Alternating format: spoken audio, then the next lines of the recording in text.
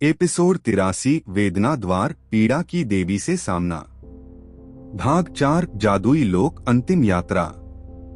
वेदना द्वार त्रैलोक्य वन का द्वितीय द्वार, जहां आत्मा को उसके सबसे गहरे घावों का सामना करना पड़ता है।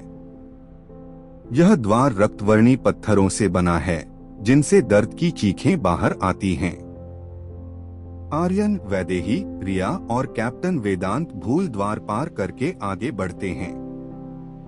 सामने एक विकराल द्वार रक्त से लथपथ, जिस पर अंकित है, जो पीड़ा को स्वीकार नहीं कर सकता वह वेदना में विलीन हो जाता है। जैसे ही वे द्वार की ओर बढ़ते हैं, वातावरण बदलने लगता है। पेड़ तड़पते हैं, हवा में कराहने की आवाजें हैं। जैसे ही चारों द्वार के भीतर कदम रखते हैं, सामने धुएं से एक स्त्री आकृति उभरती है। उसके बाल ज्वालाओं जैसे लहरा रहे हैं, आंखों में तामसिक तेज है। वेदना देवी। मैं पीड़ा शक्ति हूँ, ताम्रलोक की रक्षक, वेदना द्वार की स्वामिनी। यहाँ हर आत्मा को अपने सबसे घातक घाव से गुजरना होगा, नहीं तो वह अपनी चेतना खो देगा। उसका स्पर्श करते ही चारों एक एक करके फिर से बंट जाते हैं। अब उन्हें मानसिक नहीं, शारीरिक और आध्यात्मिक पीड़ा से गुजरना है। बी आर्यन को एक परछाई में कैद देखा जाता है, जहां उसे हर उस युद्ध का पुनः अनुभव करना पड़ता है जिसमें उसने किसी को नहीं बचा पाया, विशेषकर अपने भाई अर्जुन को।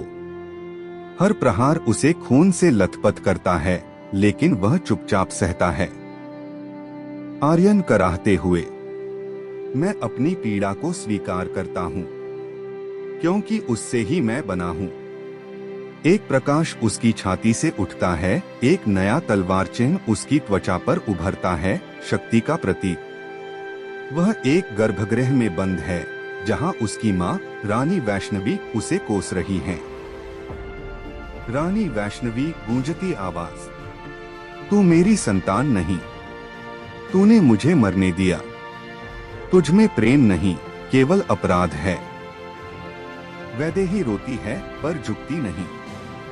वैदेही, अगर मेरा दर्द ही मेरा धर्म है तो मैं उसे सहूंगी, लेकिन मैं किसी और की पीड़ा नहीं बनने दूंगी। देवी की आंखें पहली बार कोमल होती हैं।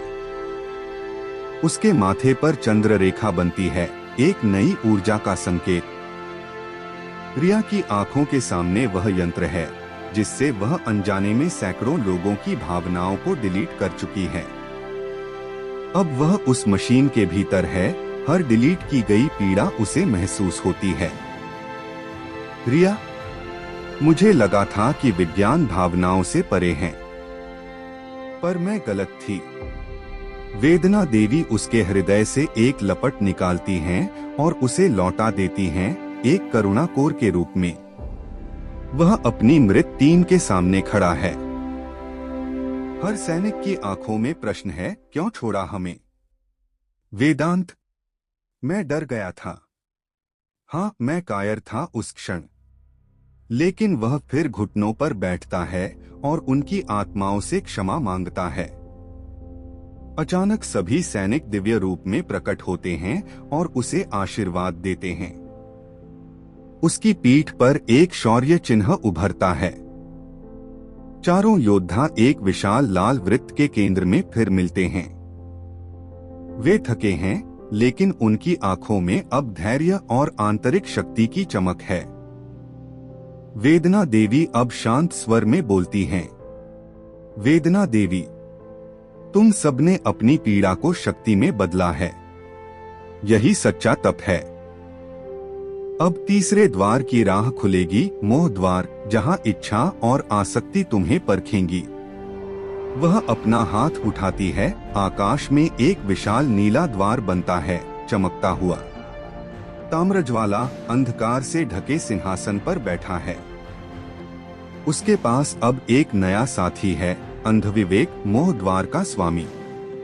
ताम्रज्वाला, धीरे, अब मोह उन्हें निगलेगा और प्रेम उन्हें तोड़ेगा।